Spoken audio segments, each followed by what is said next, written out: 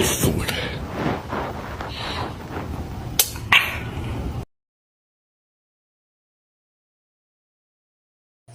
Hello everyone, my name is Mark Lawrence M. Librias. This is my chapter 1, The Problem and its Settings. This chapter lays the foundation for the research.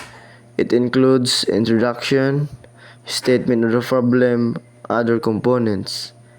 The introduction presents the problem, the statement of the problem, the core of the study. The other components, assumption, hypothesis, significance, definition, scope, and conceptual framework. Ilang beses na ang puso mo'y napunit, nagagalit pag sinasabihan ka, oh yeah. XB,